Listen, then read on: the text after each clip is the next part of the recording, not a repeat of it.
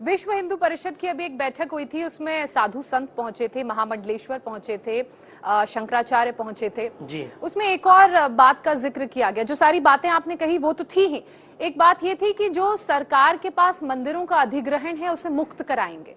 जी, वही सरकारी नियंत्रण से मंदिर अधिग्रहण जो हमने अभी बात बोली है, हिंदू राष्ट्र से ही ये संभव है, ये सबको समझना पड़ेगा। हिंदू राष्ट्र मतलब एक वट वृक्ष है।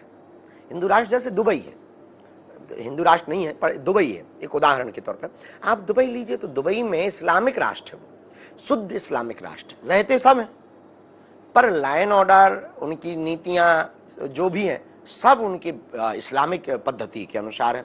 एयरपोर्ट पर भी नमाज पढ़ाए गाई जाती है, वहाँ भी अलाउंसर लगे हुए हैं, हवाई जहाज में भी अलाउंसर लगे हुए हैं। यहाँ अगर हम हवाई जहाज में हनुमान चालीसा गा दें तो कल के दिन ही आग लग जाएगी। अरे भाई, देश हिंदुओं का है, देश राम का है, देश राम के वंशज का है, बाबर का नहीं है, रघुवर का है, अकबर का नहीं है, रघुवर का देश है, ये श्याम का देश है, राम का देश है। इस देश में ही हनुमान चालीसा नहीं होगा तो क्या पाकिस्तान में होगा?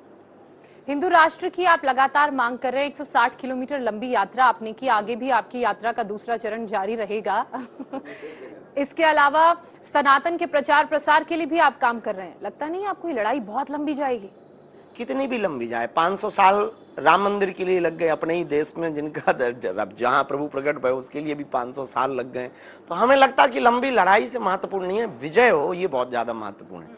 न हमें हिंदू हृदय सम्राट बनना है, न हमें बब्बर शेर बनना है, न हमें माला पहननी है। हमको, हमारा उद्देश्य सिर्फ इतना है कि हर हाल में हिंदू एक हो और हर हाल में भारत का हिंदू जागे और भारत देश हिंदू राष्ट्र घोषित हो। बस ये बगावत है हमारी। इसके लिए युवाओं को भी अपने साथ जोड़ना पड़ेगा बेझिझक। तो एआई के बाद हम एचआई ला रहे हैं। आर्टिफिशियल इंटेलिजेंस के बाद में अब हम हिंदुत्व इंटेलिजेंस ला रहे हैं। हिंदुत्व इंटेलिजेंस से बिजनेसमैन हिंदू होगा, यूनिटी में हिंदू होगा, और यूथ को कनेक्ट करने के लिए भी उसमें बहुत से प्रोग्राम्स। अखिलेश यादव आए थे संगम में, उन्होंने डुबकी लगाई। डुबकी तो बड़ी चर्चा का केंद्र रही, लेकिन जाते जाते वो भी बयान दे गए, कह गए कि ये जो खेल चल रहा है, सरकार जो खेल चला रही है वो बंद करे महाकुंभ में। उनका अपना निजी मत है और सरकारों में पार्टियां अपने आपस में एक दूसरे के ऊपर तीरवान छोड़ती रहती हैं।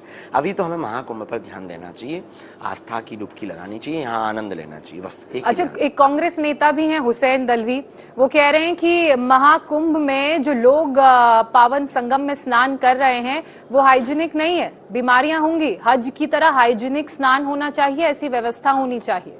नहीं, यहाँ बीमारियां ठीक होती हैं, जो नहीं आ रहा है वो बीमार रहेंगे और उनको बीमारियां ज्यादा होंगी।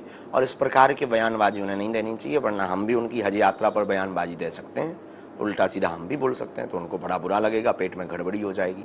शुद्ध रूप से बहुत पवित्रता के साथ में संगम की व्यवस्था है और पानी बराबर धीरे धीरे धीरे धीरे बह रहा है। स्नान करने वाला पूरा पानी बह रहा है, डुबकी लगाते हैं लोग और धीरे धीरे धीरे चलता जा रहा है, बहती हुई धारा है।